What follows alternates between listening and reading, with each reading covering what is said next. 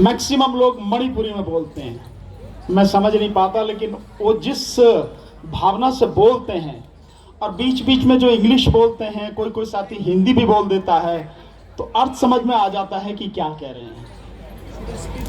तो उसके लिए बहुत बहुत धन्यवाद। एक से एक बढ़ के आपके यहाँ बोलने वाले लोग हैं। और डॉक्टर रोजेश को सुनने के बाद तो मैं ये कहता हूँ आपसे कि उन्हें नेता चुन लीजिए आप अपना। सही बता रहा हूं मैं। इतनी नॉलेज रखने वाला व्यक्ति, इतने मतलब क्रांतिकारी ढंग से आपको एड्रेस करने वाला व्यक्ति, सरकार से लड़ने वाला व्यक्ति, निडर व्यक्ति, नेता में और क्या चाहिए? यही तो चाहिए। तो मिस्टर रोजेस हर चीज जानते हैं, डॉक्टर रोजेस, और बहुत तरीके से बोलते हैं। मैं तो उनके ही बहुत सीखता हूं, बल्कि अब जो आपके सामने रखूंगा उन्हीं की बातों में से आपके सामने कुछ बातें रखूंगा। साथियों, आप में से बहुत से सारे साथी कहते हैं कि प्रधानमंत्री कहां है? झंडी हिला रहे प्रधानमंत्री, झंडी देखा नहीं आपने? आप वहां जाने वाले थे झारखंड, और बिहार से झंडी हिलानी पड़ी उनको। जो वंदे भारत ट्रेन है, 6 वंदे भारत ट्रेन की झंडी हिलाई। यही काम रह गया प्रधानमंत्री का, और तो कोई काम बस की है नहीं उसके। नहीं तो अगर आप 80 लाख की आबादी वाले जम्मू कश्मीर को 1 साल तक बंधक बनाकर सबकी सांसें रोक सकते हैं, तो मात्र 30 लाख की आबादी वाले मणिपुर की इतनी छोटी सी समस्या आप हल क्यों नहीं कर सकते हैं? कर सकते हैं, आपकी नीयत नहीं है करने की। सही बात है, नीयत नहीं है करने की, तभी आप चुप हैं, तभी आप सिवाय झंडी हिलाने के और कोई काम नहीं कर रहे हैं। और अगर आप चुप हैं और वहां के मुख्यमंत्री भी चुप है, तो इसमें कोई संदेह नहीं है, किसी को शक नहीं होना चाहिए कि केंद्र सरकार और राज्य सरकार ये दोनों मिलकर मणिपुर को तबाह करने में लगे हैं। ये दोनों ही अपराधी हैं, सही बात है, कोई अकेला नहीं है, दोनों अपराधी हैं। आपके स्टेट में कोई आके बॉम्बिंग कर रहा है, ड्रोन से बॉम्ब गिराए जा रहे हैं, रॉकेट लॉन्चर से हमला किया जा रहा है, लोग मारे जा रहे हैं, और आपको जरा भी शर्म नहीं है कि आप इसके विषय में कुछ सोचें, कुछ करें? तो ये साफ है कि इसके करने वाले कौन हैं? निश्चित रूप से देश का प्रधानमंत्री, देश का गृह मंत्री। और अगर आप देखें, मैंने वीडियो सुना, मैंने हिजम सर को बताया कि आपने क्या वीडियो सुना है द वायर पे, जो एक बड़ी जबरदस्त वीडियो चल रही है, जिसमें ऐसा बताया गया है कि वीरेंद्र सिंह की जो चीफ मिनिस्टर है उसकी आवाज है, और जिसमें वो बता रहे हैं, कह रहे मुझसे गृह मंत्री ने पूछा, यार तुम बॉम्ब बड़ी तेजी से मारते हो, सुना होगा आपने? कह रहे नहीं यार धीरे से मारा करो। वो काफी लंबी वीडियो है, आप सबने सुनी। तो इतनी सारे सबूत आपके सामने हैं, सब कुछ आपकी आंखों के सामने हो रहा है।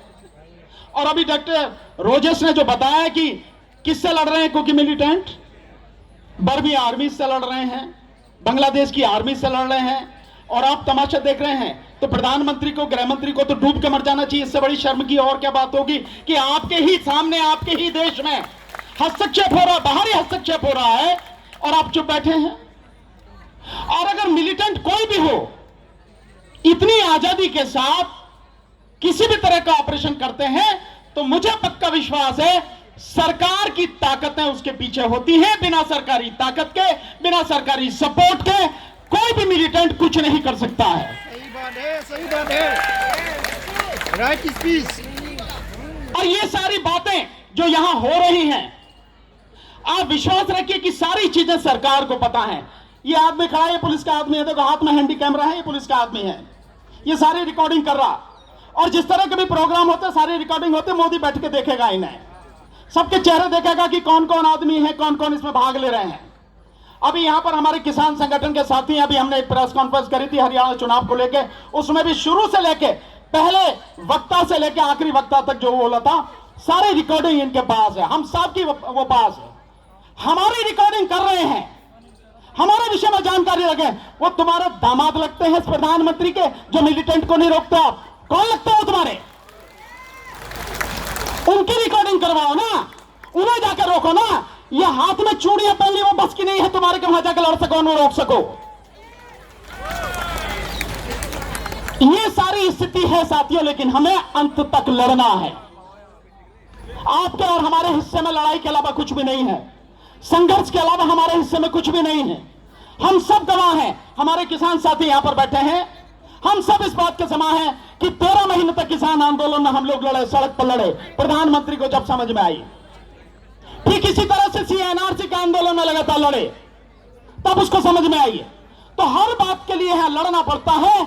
और अफसोस कि सरकार की, केंद्र सरकार और राज्य सरकार की नपुंसकता ने इस देश के लोगों को आंदोलन करने पर मजबूर कर रखा है। लेकिन हम आंदोलन करेंगे साथियों, और जब तक हमारा मणिपुर का एक एक भाई, एक एक बहन, एक एक बच्चा सेफ नहीं हो जाता है, हमारी जिम्मेदारी है हमें उसके लिए लड़ना। हम इतना ही विश्वास आपको दिला सकते हैं कि हम आपके साथ हमेशा थे, हम आपके साथ हमेशा हैं, और सरकार की गलत नीतियों के खिलाफ सीना तानकर खुलकर बोलेंगे, लड़ेंगे और सरकार को झुकाने के लिए लगातार संघर्ष करेंगे साथियों। इतना ही आपसे मैं कह सकता हूं, और आपको बधाई देते हुए, शुभकामनाएं देते हुए, और आपके संघर्ष में आपके साथ रहने का आपको वादा करते हुए, विश्वास देते हुए मैं आपसे विदा लेता हूं। कोई भी बात किसी भी तरह की हो, हम आपके साथ जब कहेंगे, जहां कहेंगे, साथ में हैं, लड़ेंगे, और जब तक जीत नहीं जाएंगे तब तक लड़ाई बंद नहीं करेंगे। बहुत बहुत शुक्रिया, थैंक यू।